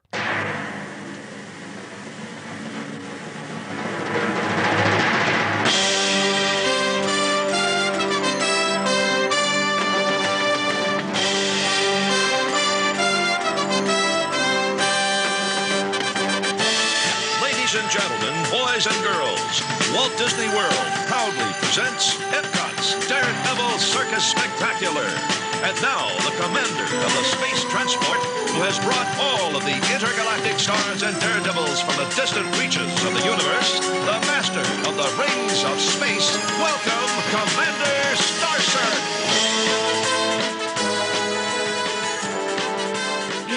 Dun, dun, dun! It ran in 1987. If you're still looking, it's like, I swear I'm not dreaming this. These things actually existed. This was, and I quote, a cosmic thrill show like no other circus in the universe. And I think they probably said it in that kind of voice too. That was awesome. Thank you. There were There were real elephants in Epcot Center. There were acrobats, motorcyclists, a tightrope walker over like the middle, like by the fountain. There was, and you have to do it with the voice, the Wheel of Destiny. Wheel of Exactly. Destiny. Are you confused? So are we. So, Wow. Yeah. And so I think my only guess has to be was, again, maybe this came from an Eisner thing. Like, look, we need to lighten the tone of Epcot. We need to attract kids. Hey, what do kids like? They like the circus. Make me a circus. You're a circus. So, yeah, it was very interesting. Again, you can probably find some video clips there. And if they're out there. And if you think that's going to freak you out, you need to go and look. I'm not kidding. You need to go and find the Epcot pageant dolls, right? So these were, I'm trying to figure out how to describe them. When Epcot Center first opened, they had these. Oh, yeah. You can't unsee. You can't. That's unfortunate. You can't unsee it, but basically there were these characters, these people of the world characters that were seen and featured in the opening day parade and a few of the other parades. And they were basically giant walking dolls that had these monstrous heads. They're like bobbleheads. Right. From around So the world. if you remember the old America on Parade, which was the bicentennial parade from Magic Kingdom, they took those guys, gave them a little costume change, and had them sort of roam around the promenade, originally as part of the... So if you watch the Danny Kaye opening, Epcot Center opening on TV, you can find them there. It was a very, very short-lived... was it an experiment? I don't know what it was, but yeah. Wait. I want to do a... And now I really should do a totally separate show on Weird Epcot.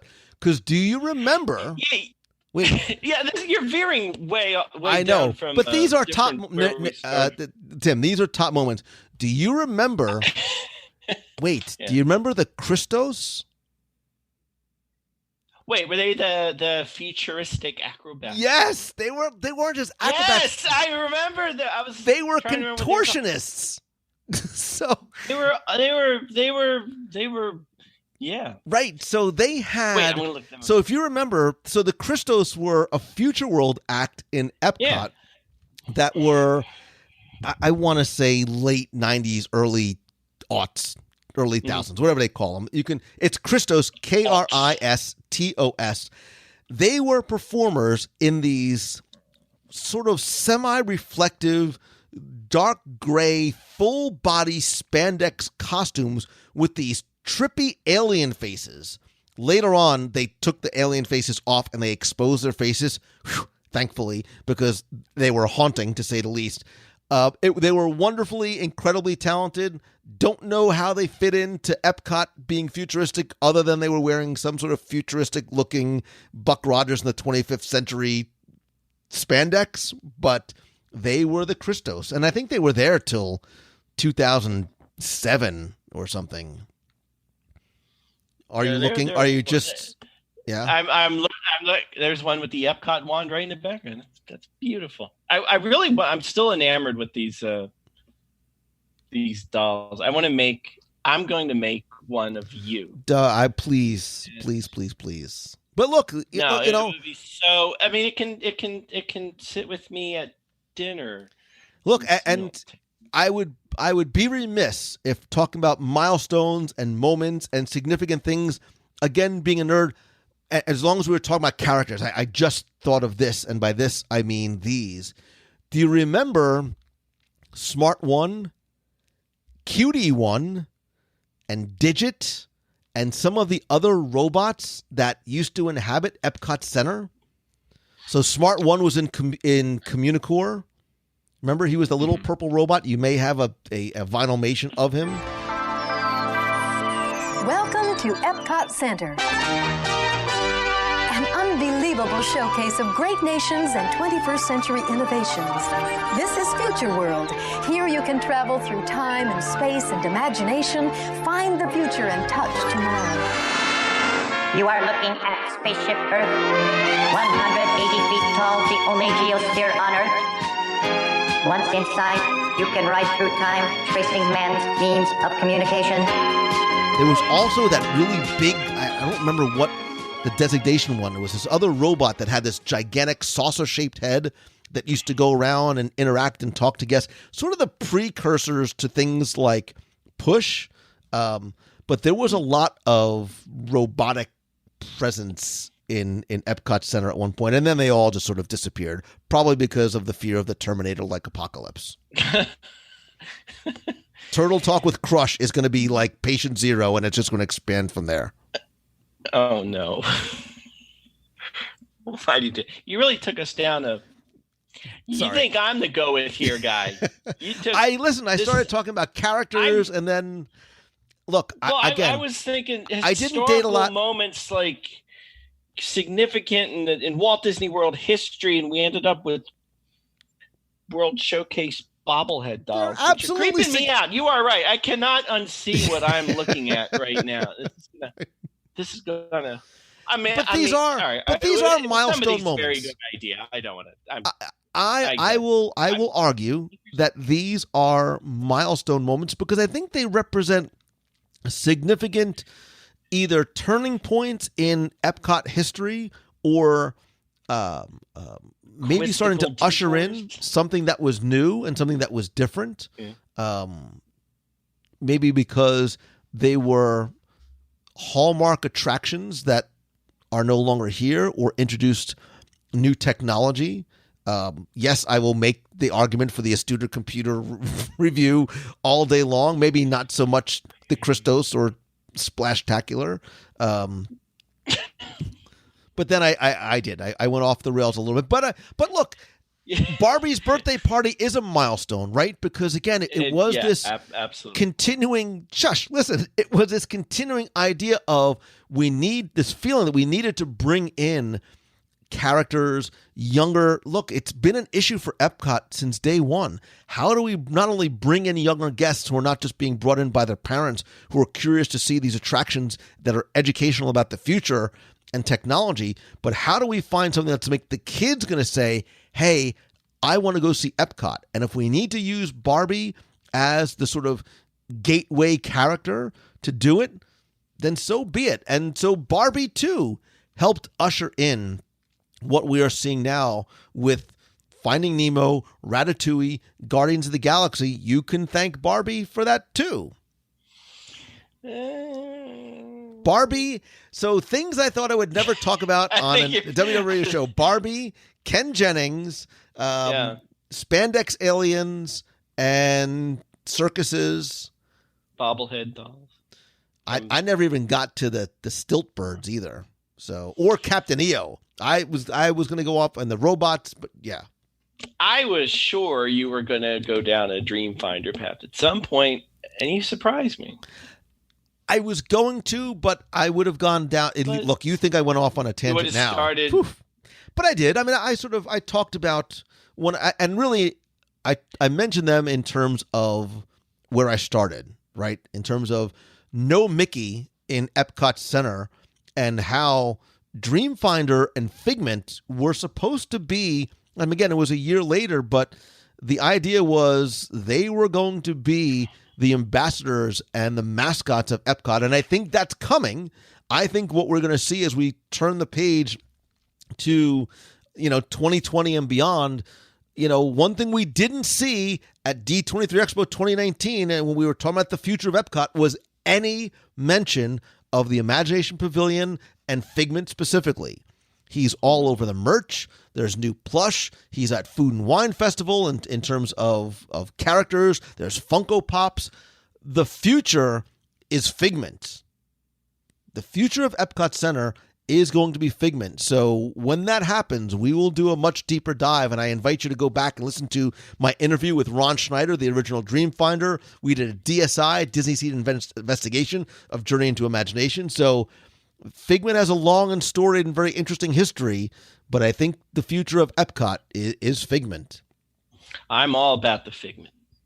I love the Figment. Don't even get me talking about I don't want to Captain. get you started. Don't get me started on Captain Salty Hinder. I won't.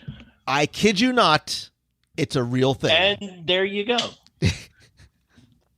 Captain Salty Hinder was a real thing. What was that all about, Lou? Thank you, John. Listen, what? That's a tease for a future episode of the show and a future top 10. But I want to know, I think Tim does too. We want to know from you, what for you is your favorite milestone or important or magical moment in Epcot Center history? It could be personal, it could be a subjective thing to you. It could be more of an objective type of moment in Epcot's history. There's a couple of different ways you could let me know. The best way is to go to our Box People group on Facebook. So just go to wdwradio.com/community. That's where the community and conversation exists. You can call the voicemail at 407-900-9391. Leave a voicemail. Let us know. I'll play it on the show. Or you can send me an email at lou@wdwradio.com. But I would love to have the conversation in the Facebook group. And then, as long as you're on the internet and you fired up your AOL with your dial-up 14.4 baud modem, you should go to celebrationspress.com because I know there's all kinds of great stuff that Tim is going to tell us in 30 seconds that's happening there. Yeah, there's some magazine, but you say people don't read those anymore. No, that's not what I said. Yes, you did. You did. No, it's funny. So, yeah, Celebrations, our next issue is coming up. Whatever. But we have bigger news, Lou. I don't know if I did this on the last show, if this was out yet. Our new absolutely free. I think I meant to send you this link. WDWmonthly.com, or you can visit at celebrationspress.com. It's our new free monthly digital magazine. It's totally free. There's no strings. We have been bringing you the Disney, Magic of Disney every month in an all new way with our new digital magazine. This is above and beyond what's in Celebration, so it's like an extra bit of Disney magic out there for you. And it's funny you mentioned Mickey, astronaut Mickey from the days of Epcot, because we also have launched WDWcupcakes.com, where we celebrate all the sweetness of Disney and all the good things. And it's funny you mention that because our video blogger, baker, Natty, just made a video commemorating Illuminations. And actually, I'd be remiss in not saying September 30th, 2019. Very significant date in Epcot history, as that being the last showing of Illuminations. But she made a commemorative cupcake for Illuminations, taking inspiration from Mickey's astronaut rainbow suit. What? I kid you not. And she pulled. It's funny. It's a great thing to see. She mentioned it on the video, and I went, wait, what are you talking about? And then, yep. So if you check out www.cupcakes.com, you can check out our videos, and that's one of them. It's funny you mentioned that, and I pulled up an old picture. There's Mickey Mouse in his astronaut spacesuit with a big rainbow, sparkly, glittering all over it, and all kinds of stuff there. And you can also check out, we have a Haunted Mansion Cupcakes pin that we just released, so that's good. There's all kinds of goodness that we have going on. Well, all you need to do... You can start your journey at celebrationspress.com and go from there. That's the easiest place to start, and you can find out all the goodness we have. Again, celebrationspress.com is like the rabbit hole we just went to from Epcot Center. That's right.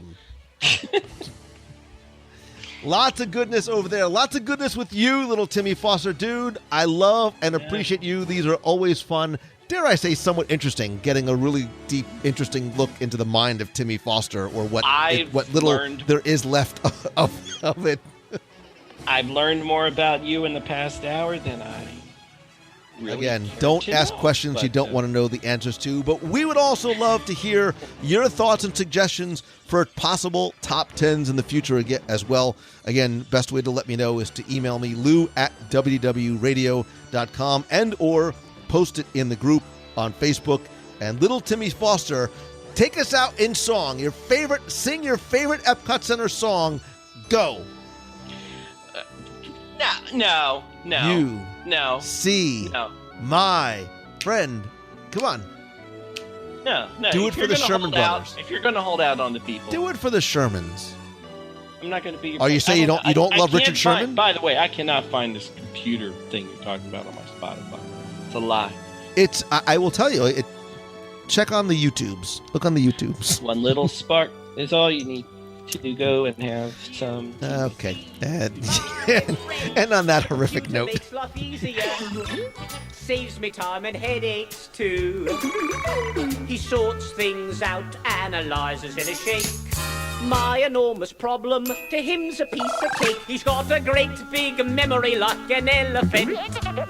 Utilizes knowledge without end. That's why I'm a router for me computer. Everybody needs a friend. When my work piles up and I'm seeing red, 'cause I need 5 arms and an extra head, I find the computer becomes me troubleshooter. He keeps miles and miles of facts on file. My wish is his command. Nothing is astuter than a computer when I need a helping hand. Let me explain. They keep on top of accommodations, record and update reservations, coordinate telephone operations, and help plan energy conservation. They're really a great financial device. Payroll service is kept precise. They project attendance, then give advice on personnel, food, and merchandise.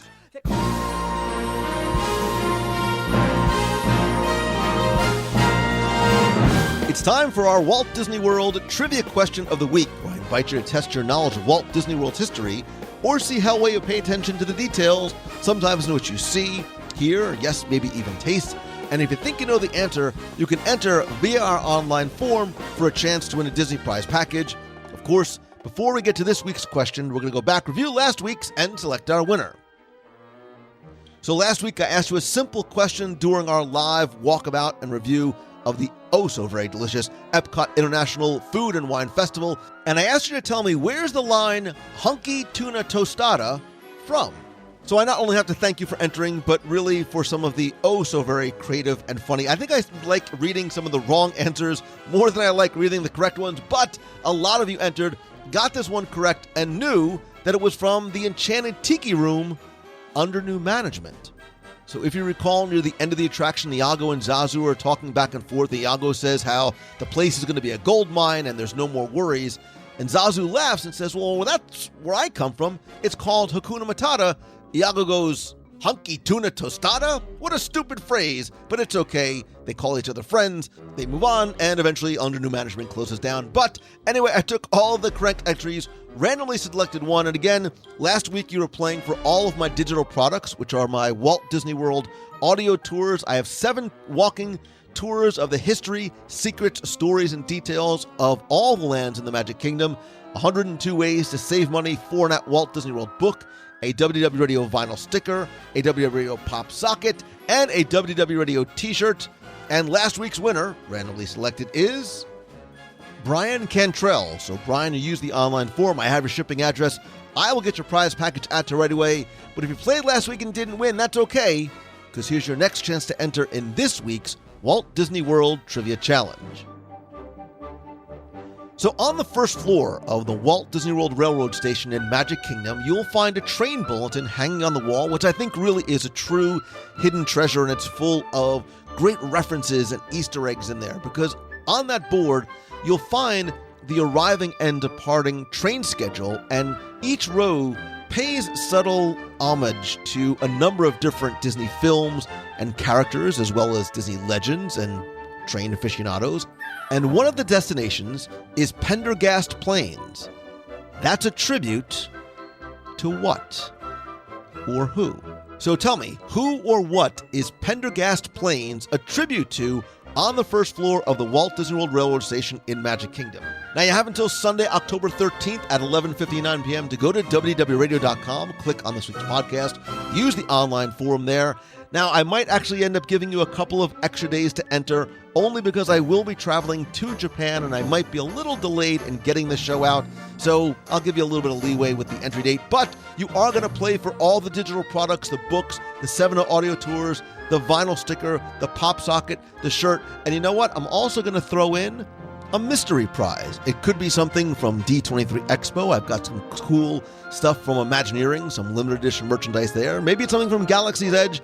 Maybe it's something from the archives in the prize closet. That's why it's called a mystery. So good luck and have fun.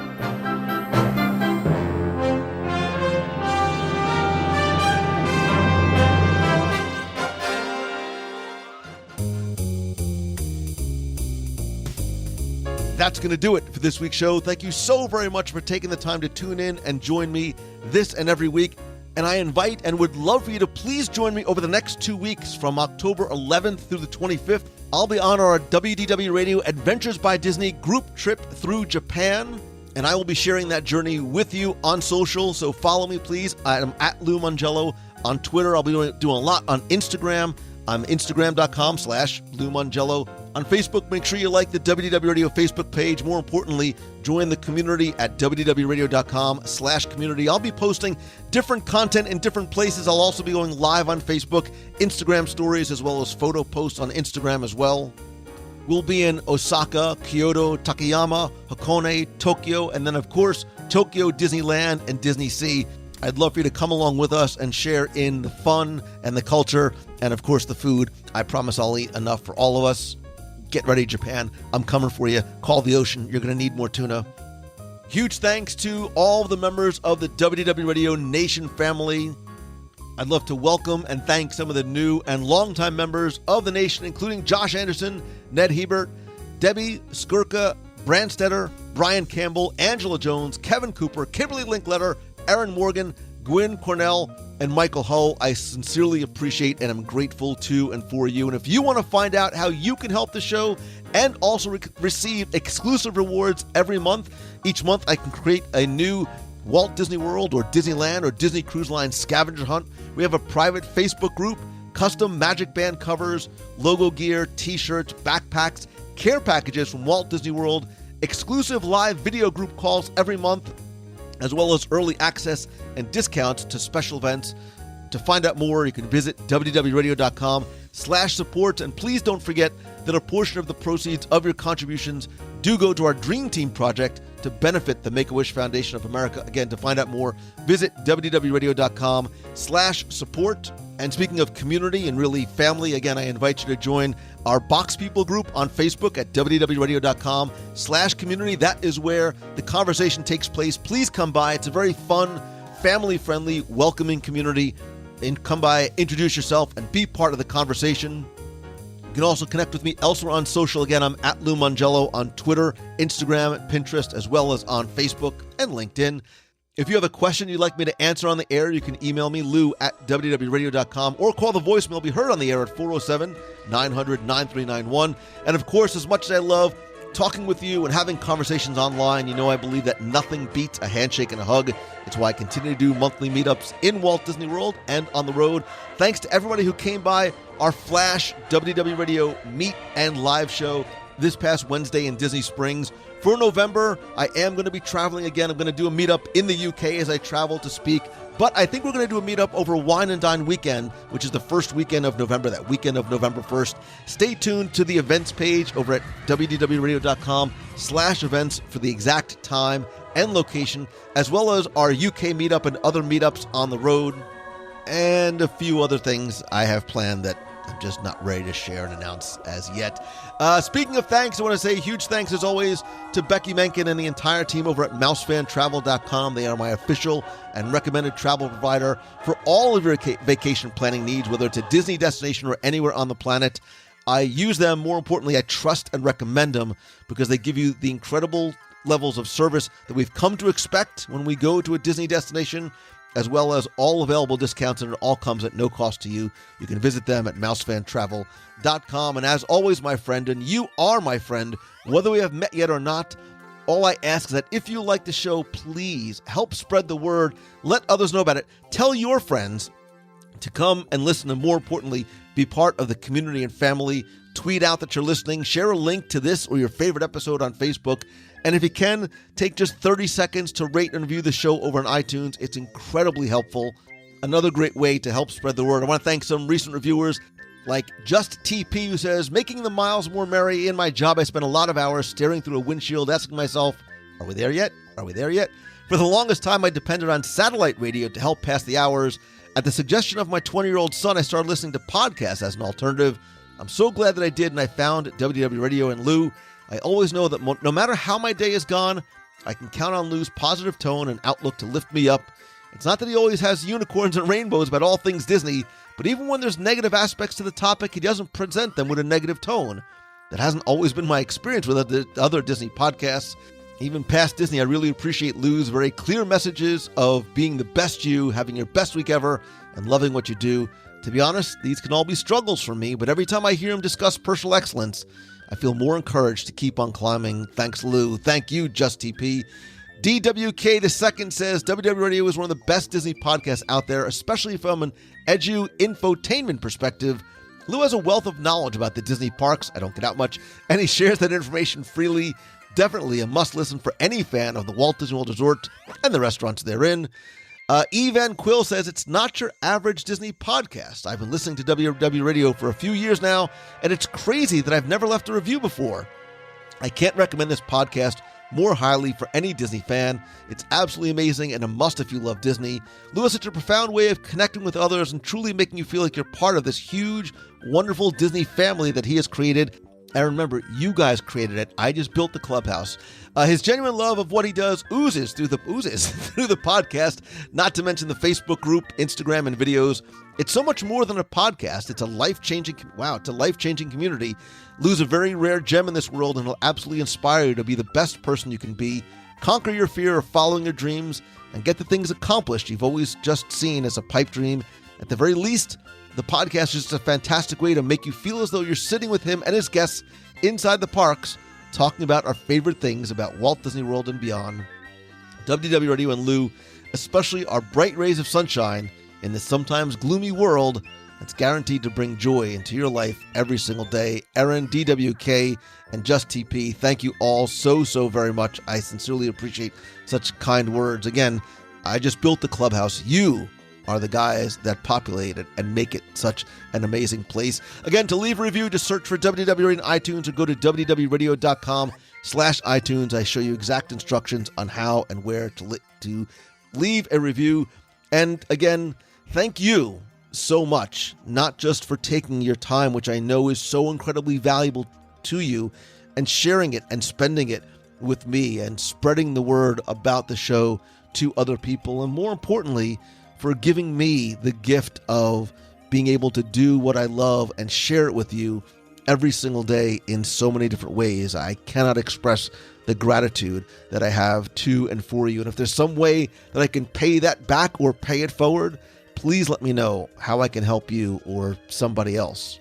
And even though I might not be able to say it to you directly every single day, I'm thankful for you every single day. I am very hyper aware of that. And you have to remember to always be grateful for what you have and then work hard, because that's the only way to work. Work hard for what you don't. Thank you, thank you, thank you. I truly hope that this is your best week ever. I love and appreciate you so very much. So until next time, see ya. Hi, Lou. This is Amy from Woodbridge, New Jersey, but not for long. I'm following your advice from your relocation podcast, and we're making the move to Florida. I'm a former CP, so I've been trying to get back ever since. We're not moving to Orlando, we're moving to Tampa, but everything kind of fell in place with our Disney World vacation next week, and we're moving tomorrow. So thanks for all the great tips from the relocation episode, and I hope to see you at a meet in a month. Thanks, bye. Hi, Lou. This is Joe Anderson from Tulsa, Oklahoma, and I couldn't help but call in and tell you about my memories of something that is no longer at Walt Disney World. And one of them, you and Timmy actually talked a little bit about. Actually, I take that back. It was actually you and Becky, and that was at Disney's MGM Studios when they had the backlot tour. And you were talking about the Bumblebee, how they did the video where you would sit on a Bumblebee and then they would film it and then they would show you what it would really look like in real life when you did it in front of a green screen. My wife and I did that tour, and at the beginning of it, you had an opportunity to film a fight scene in the Navy, and so they would have people that would put on rain gear, and you would stand at, me for instance, I was standing inside the captain's control of or the deck, I guess you would say the ship's deck of a battleship, and then I would be shot at. And so I would stand there and, have all these bullets and everything coming at me. Of course, it was all movie magic. And then there would be this flood of water that would hit. And so you had all this rain gear on everything, and they would, flood the water and the machine guns that make the water spray and all that. So my wife and I actually got to do that, and it was one of the coolest things ever. We still have the VHS tape of it. And so I just want to let you know, you guys were not too far off base, that yes, they did do that. We got to participate in the battleship scene, but we did watch them do the Honey, I Shrunk the Kid when they flew on the Bumblebee scene. So anyway, thanks, Lou, for all you do. Love your show so much, and thanks again. Hi, Lou. It's Elizabeth from Massachusetts. I haven't called in for a little bit now, but I just wanted to wish every person who's a teacher or as a kid who's going to school or is a listener and a kid a very happy school year. I'm headed off to my first day myself on Wednesday morning at 6:30 in the morning, which feels way too early in August to be heading anywhere. But yes, I hope everyone has a magical school year. Make it great, everybody. And yeah, you have 180 days to learn something new, or to learn a lot of things new. So thanks for all the work you do, Lou. I just finished listening to episode 233 about the Swiss Family Treehouse, which was one of my favorite movies growing up. And I've always loved it. So thanks for doing that and all the work you do. So, yep, everyone have an awesome school year. Wishing everyone the best and a very happy Wednesday. Bye, guys. Have an awesome day. Hey, Lou, long-time lost box original member here, calling for the first time. Little things that I miss. Water skiing Goofy, the Living Seas diving Mickey Mouse, the Air Force One balloon, and last but certainly not least, the absolutely fabulous Breathless. Have a magical day. Hey, Lou. It's Christine Morrison from Flowertown, PA. I'm out doing my rounds this morning, and I just wanted to tell you that I am listening backwards, and I just finished listening to your 100th episode back from January 4th, 2009. And And the only thing I have to say is WDW Radio helps my Disney knowledge grow. Hosted by Lou Mongello is my favorite podcast show. Love that song. Anyway, it's the only podcast show that I listen to. So, I'm down to 99. It's taken me a little over 2 years, but I think I will be finishing podcasts hopefully this year. So also, I just want to let you guys know I've been listening to Lou quite a lot. He joins me in the car all the time. He just doesn't know it. Have a great week, the rest of your week, Thursday morning. Make somebody smile. See you guys later. Good luck this weekend at the Disney Expo. Can't wait to see some posts. Yay! Bye. Good morning, Lou Mongello and WDW Radio Box family and WDW Radio Nation and WDW Radio runners. Everybody have a wonderful, fabulous weekend. Exclamation point, because guess what? We've got the end of Illuminations this weekend and the beginning of Epcot Forever. Looking really forward to it. I know everybody is sad. I am sad as well, but I know that change has to come into play. And I know that Lou has a lot going on this weekend. He's got momentum. He just had the Indy meet. He's got Japan coming up and then New Orleans. There's just so much going on, and we are going to have so much new news coming into our future, I think. Have a fabulous weekend again. Love and hugs. This is Darlene Nagy from Davenport, Florida.